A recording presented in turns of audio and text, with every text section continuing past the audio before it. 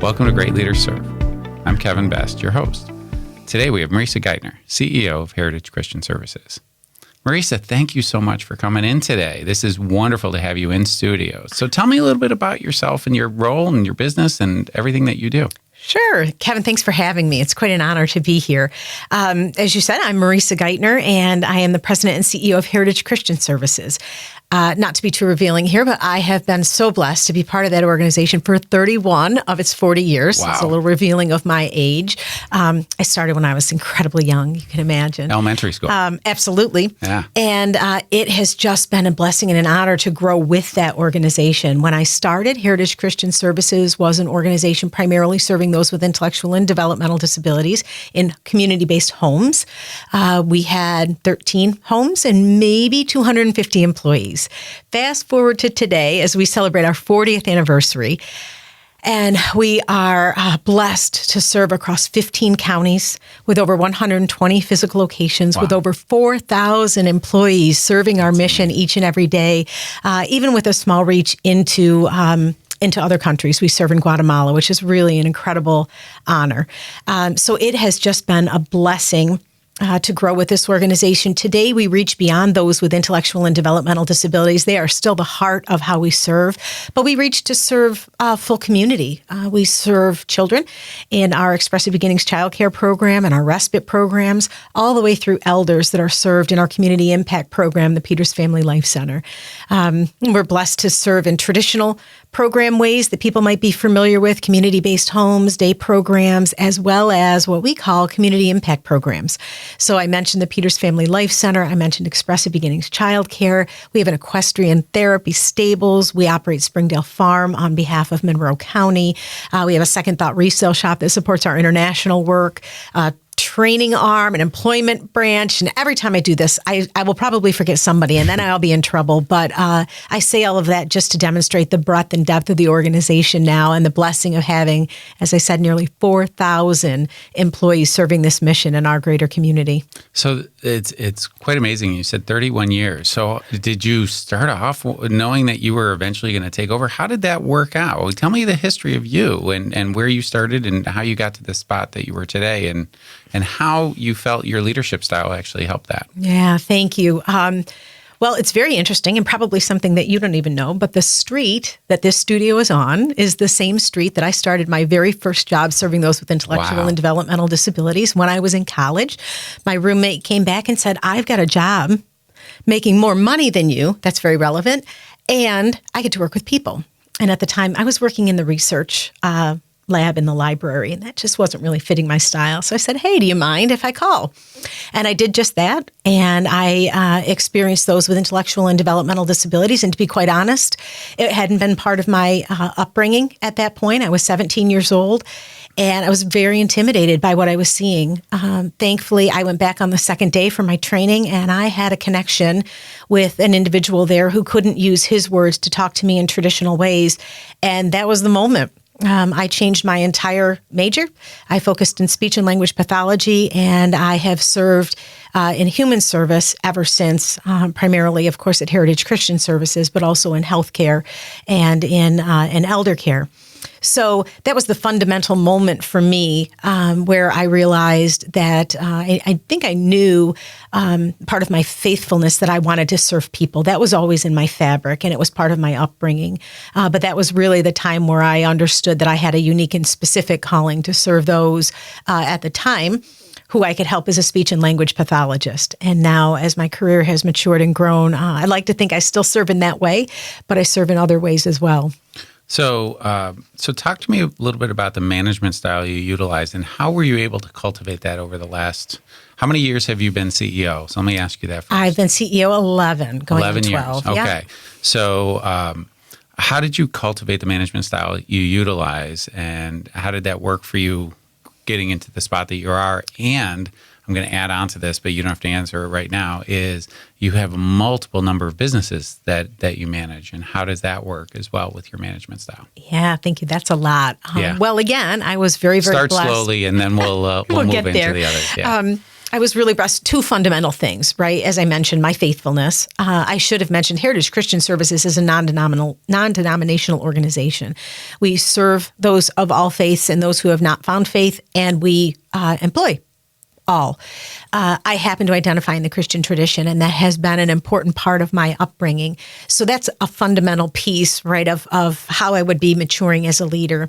In addition to landing in an organization that was founded by families. My predecessor, Bob Peters, an incredible mentor in my life, and the other family members really helped bring to center service and serving as a leader. We were not there to grow the bottom line. We were not there for growth for the sake of growing. We were there to meet needs, not only meeting the needs of those we'd already committed to, but obviously an incredible dedication to meeting the needs of our community as we grew. So being placed in that environment and being nurtured and supported by a founding CEO as well as the founding family and serving some of our founders who receive our services was undoubtedly fundamental in how I grew as a servant leader. So when you talk about the management style that you utilize and how that works, can you talk about the how you were able to manage the sheer amount of businesses that Heritage oversees through that kind of management style of service first? Yeah, I appreciate that. Well, first, I'm a work in progress. So let's make sure everybody knows that. We all are. I hope we all are, right? That's part of being a good servant leader. So I think you grow in your ability. And for me, growing in, particularly following in the footsteps of a founder, sometimes we could say, we were about 180 degrees different, but where we were always in sync was our vision for how we could serve the community. And I think that's how my predecessor and I aligned. When you're following in that image, a founder, a parent, a man with an incredible presence in any environment, you come into that kind of nurtured in thinking that you need to be that style of leader. And certainly my predecessor was an incredible serving leader as well, but he just had a dominant presence and served at a time when do it because I said so worked, right? Right. Do it because I said so never really worked for me in business or in parenting. And so as you grow and mature from a leader who you think needs to have all the answers. When I came into that CEO position, and let's be frank, we all know the success rate of the incoming CEO following the founder is usually pretty low. Right. And so I had my eyes wide open to that. And again, was blessed to have the sponsorship and the mentoring of my predecessor. But I learned pretty quickly that I couldn't behave or lead like I saw him lead. It wasn't going to work for me. So first step in that was really stepping back and listening differently. That was fundamental. And I mentioned I identify as a Christian. I work in an environment where all faiths are welcome. And so I had someone tell me early on, and it's really stuck with me, they don't need a savior, Marissa, they already have one. So that kind of takes me to another fundamental piece of being a servant leader is empathy. When you really feel the result of the work, feel the circumstances and the environment of people around you, you have to balance that. You have to balance that. So having that reminder that I didn't need to be there to fix everything. I didn't need to have every answer in every line of business as we grew, but I needed to listen and I needed to understand and I needed to welcome in talent that would complement me. And those are kind of some of the things that have allowed us to be successful as the business has grown and diversified. So what would you say are like the most pressing issues, concerns, or problems that you're with your management style? Being, hey, I listen, I serve others. That can be difficult when like you have people who's like, I'm going to be dominant, I'm going to tell you what to do. So you are on the other hand saying, I'm going to listen to you. So what kind of problems and concerns does that create and how do you overcome that? That's a great question. Two come to mind. I already mentioned one. I am incredibly empathetic to the point where, right, my empathy can actually paralyze me. If I identify too closely, I can't be in a heart space and a head space to be able to help and to serve. And that doesn't do anybody any good. So really balancing that, hearing and feeling what others are feeling by what I'm seeing, and ultimately being moved, right? Compassion. Compassion is active. It is moving based on what you feel. So I focus a lot on where am I in terms of acting based on what I'm feeling. The other part of that, I mentioned a little bit of how I was reared. I like to think I'm a pretty good and probably a pretty swift decision maker. So you can probably see me over here. I literally sometimes feel like I have to sit on my hands. I have an incredible team. I'm so very, very blessed. I have an incredible team at Heritage Christian. They're tremendously competent, and the talent in that organization is deep.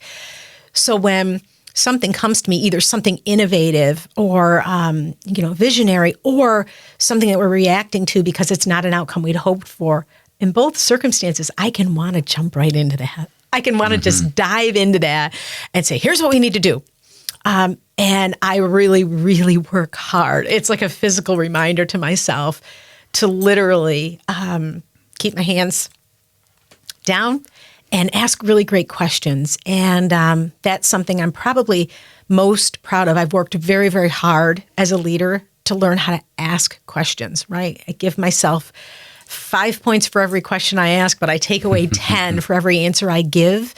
It's good for me, and it's an incredible way to empower the team around me.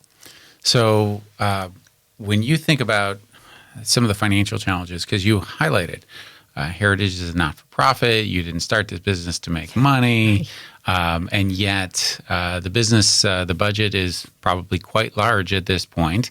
And so you're managing a lot, but you also have to raise money. Yes. To be able to support all these people that you're helping to support here and pay for all of these salaries that you're paying out there. So how is that unique in the world that when you think about it in terms of your leadership, hey, I want to support everybody, I want to do everything I can. On this side over here, I also have to raise all of this money because the government provides some, but you have to go out there and work with your team to raise others. So how does that work? True. Yeah. And the heart of the matter in a caring industry is the people who are providing the service, right? We are absolutely nothing without those that are providing the service directly with those who choose our supports. And in our organization, we are funded some for that. So as an example, we're funded to provide a minimum wage to our frontline employees. And these are far from minimum wage jobs. In our industry, our frontline professionals can pass medication. They can do complex medical tasks. Those things are not allowed in other environments. In our environments, they can be trained to do that. In addition to being a side-by-side support, an ally, a sponsor, supporting people in community, helping people learn new ways to experience the community around them. These are highly skilled jobs, and we certainly have to pay more than minimum wage. So in our organization, we have to fundraise to complement that. One of the ways I think I approach that as a leader, and again, that's matured in time, it's funny, Kevin, probably you too. I don't know if you're in your leadership journey, you can almost remember the second you had that epiphany, right? Absolutely. So I mentioned the one when I had that epiphany of, oh my goodness, it's incredibly powerful to be able to communicate with someone who doesn't communicate in the same way that I do. Wow. Yeah. This next one that's coming to mind to me as we talk about this is that reality that in my work, what brought me to this work was my love and care for those with intellectual and developmental disabilities. And that's what brings a lot of people to Heritage Christian Services. I realized, like I said, I can think of that moment in time, and thankfully it was quite a while ago. It was long before I moved into the position of president and CEO, that there also needed to be a very, very strong voice, advocate, sponsor, and ally for those who are doing the work. And there were less people who were focused on that. And that has been the charge of my leadership. Of course, I am there for the individuals who choose our supports, whether that is, like I said, children and families who choose our supports, those with intellectual disabilities, those whose needs are driven by other factors, or our elders. I am there for them, and I will be a side-by-side support and a behind-the-scenes ally to the folks who are doing the job. So that's my approach also to trying to gain support for the organization and the work that we do, whether that is support in people power, whether that is support in magnifying our advocacy, or whether that is actually fundraising. I bring that forward. It's incredible what I get to witness. 31 years. Absolutely. And I say, probably almost daily. Wow. It's incredible to be so inspired by the people that I get a chance to work side by side with, the outcome of the work that we do, and just the amazing stories. I'm a female leader, so I can't cry too much at work, but it is pretty incredible to be nearly moved to tears every day. I think that's what everyone would want in fulfilling their purpose. Well, I can, your passion just jumps through here. I mean, you're a couple feet away from me, but I mean, if we were on a Zoom call, I could tell your passion would be jumping through the screen on that, and that's just absolutely amazing. Thank you. So let's move away from heritage for a second and talk a little bit about your family. So you're this wonderful leader at work now. Are you able to transition any of that serving leadership model to the home, and how do you deal with your family like that? As you said, I have to listen to my family as well. I can't tell them what to do. We make decisions together. So how do you work on that with the family? Oh, that's fun. Fun question. A couple of things come to mind. One, as I mentioned, I've been with the organization a long time. I have a daughter who's 25 and a son who just turned 24 on Saturday. Yeah. So they've literally grown up with me as I grew in the organization. They don't know anything different than heritage. They don't. Yeah. They don't. And they got to be part of that in so many incredible ways, whether that was, coming to family night at Rotary Sunshine Camp, whether that was coming to an event, visiting a home to have dinner with friends with me.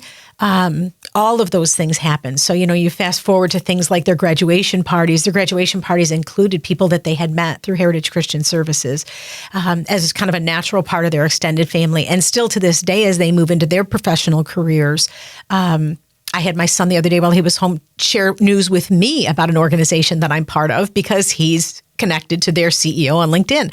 He had the breaking story before I did. So they've always been part of that, and they've always seen that.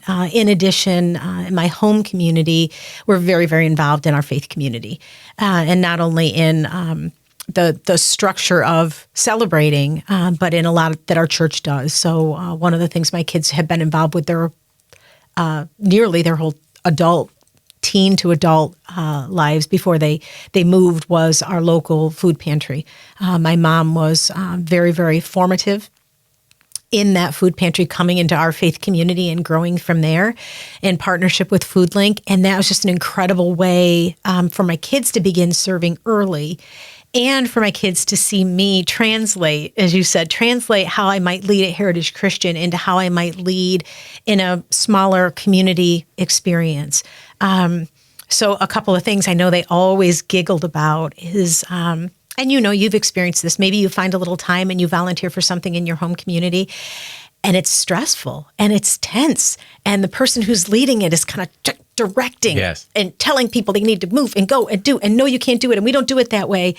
And you're sitting on your hands. It's no fault of anybody's, right? It's just oftentimes, right, you have people leading those very important initiatives who may not have had the experience to grow their leadership differently. So, right, you sit on your hands because I'm not in charge there. Mm-hmm. And you smile, and then you gently just begin to influence. And you influence by asking good questions. Or for me, it was commenting things like, boy, you seem to really get charged up about organizing the produce. And thank goodness for that, because I get overwhelmed with that. Boy, I'd love to count on you every week to be the one who comes early and helps to organize the produce. Yeah. And you just see the light go on. Because, and Kevin, I know you give a lot of your time when you don't have a lot of free time to community initiatives. And people want to feel good about the way in which they're contributing, not only the outcome, but the experience they're having. And I think my kids also giggled in that, again, there were not boundaries between those who were serving in that model and those who were being served. It was all for one. If a shopper wanted to help, then a shopper was helping. If someone who was helping wanted to take on a different role, they could take on a different role. But that was there was no boundaries between that, and making connections with people who otherwise wouldn't be connected. Like those just come to mind as three of the things I love about that experience in my community, different than Heritage Christian, but are certainly traits in how I lead, and a fun way to know that you can bring that into your experiences without being the quote unquote leader, Right. but just bringing those things into experience and helping bring a little bit more of who you are authentically into those things. So the next thing would be is that there's people you work with, and you've brought this up, that are not part of your family, not part of maybe even some of the places that you deal with all the time, and they're not employees. You have to bring in specialists. Yes. Whether it's for your family or whether it's for heritage. Yes. And those people are going to be brought in for a short period of time, and then they're going to go back out again. And you may or may not ever see them again. It could be like an accountant, or it could be an attorney or something like that. So when you think about the leadership style that you bring and the type of people that you want to work with, that you feel help promote that serving others kind of mentality, when you bring in other advisors, whether it's for the family or whether it's for heritage, do you look first for those people who have this right skill set, and then maybe a byproduct is, oh, they're also good at serving others? Or do you look for the people that serve others first? And how do you find them if you're looking for that? Good question. I think it was an old quote. Gosh, I think John Wooden, an old basketball coach that said ability will get you in the door. Character keeps you there. Right. That really resonates with me. So undoubtedly, if I'm looking for an expert, then ability or skill or reputation is going to come into play, and probably what I might probe first. But I think you feel character, you feel leadership. At least I do. Maybe that comes with years of experience. I can feel that pretty quickly, whether or not this is someone whose intentions and integrity and values are going to align with us as a business or us as a family. So I guess it's a little bit of both, but they're really very close. And how do you find that? Again, it's fun as your leadership matures. I would have said to you years ago, one of the roles I had at Heritage Christian Services was actually recruiting. And I talked a lot about you hiring your own image in a good way, right? That a good leader who knew their true north, who understood the values that were important to leading, whether in an organization or elsewhere, they would naturally recruit in their own image. That can be a positive. But in today's world, and for me as a leader, I've really learned, wow, there are incredible leaders. They don't look like me. They don't talk like me. Their experience has not been mine. Their background has not been mine. And wow, is that an incredible thing to connect with? So I'm always balancing that that skill.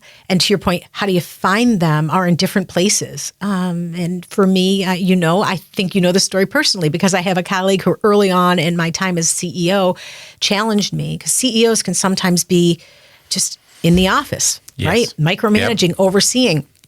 And the role of the CEO, particularly in an organization like Heritage Christian, you have to be out.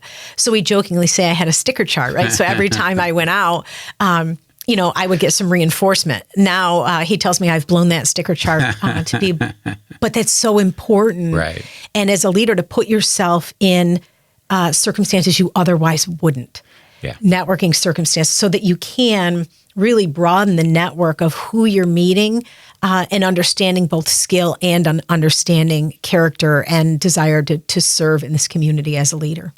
So, and actually, I do remember that story. So that was wonderful that you brought that up.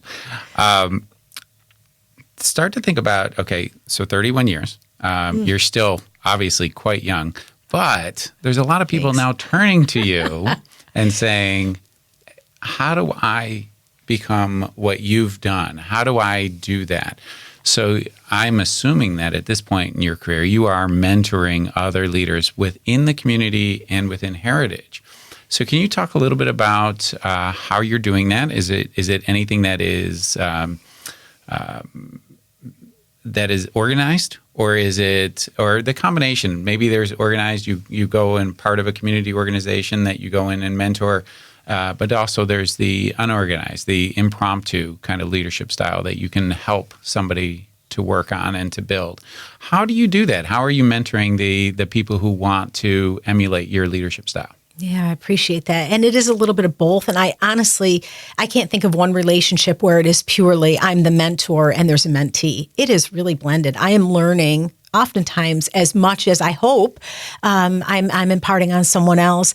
I have more structured mentor relationships through some of the national associations that I'm part of, where you might provide an introduction. With me, it was often an early CEO or a female CEO in industries that were still fairly dominated by male CEOs or women like me who were really nurtured by men in the work environment. Those tend to be a bit more structured. At Heritage Christian, it's very organic, and it is relationship based, and I'm always open to it. I love how it comes to me. Of course, again, I'm faithful. I believe there are no coincidences. I love who comes into, who we cross paths with every day. It's incredible. And sometimes you sit back and say, who else? Who else could coordinate something like that? And some of the advice I give, even in our orientation, first day, is just say yes. Say yes. I know what it felt like through my journey when the first thought, if somebody brings forward an opportunity or extends an invitation, your first thought is, oh, no, I couldn't. I couldn't. I'm not ready for that. In my history, this is going to sound outrageous, but I actually had to have a professional coach help me understand that when the CEO or the male leadership team invites you to lunch, Marissa, say yes. Say yes. And I was like, oh no, I'm too busy. Yeah. I want them to know I'm too busy. I would feel uncomfortable. I don't know how I would contribute. All of those things come into your head, whether then or now, when you're extended an invitation to something you hadn't otherwise done. Take a breath, settle down, and say yes. Put yourself in those circumstances where you're gaining different experience, where you have an opportunity to make different relationships, learn how to have small talk with other people that you don't know well. Learn how to listen to business leaders without feeling like you have to have the answers. Just say yes. So that's kind of one of my first rules, is challenge yourself. And when you feel that hesitation, we all feel it, whether you feel it in your chest, whether you feel it in your stomach, when you feel it, notice it, acknowledge it, and decide if you can really step forward. And when people do that, it really just opens the door to the experiences and relationships that they could have. Well, I appreciate you saying yes today. And my wife has always told me, listen, it just takes 30 seconds to make that decision that you don't want to do something, but you should probably do it. So just take 30 seconds. That's it. And just keep pushing forward. Make that time. Good advice. But thank you so much for being on our podcast today. Great Leaders Serve. So to everybody else, please help us get this valuable message out by liking and subscribing and watching us on YouTube, Spotify, Apple, all your favorite podcast places. And thank you so much today. And thank you, Marissa, for being part of this. Thank you, Kevin. And thanks for all you do for our community. Thank you.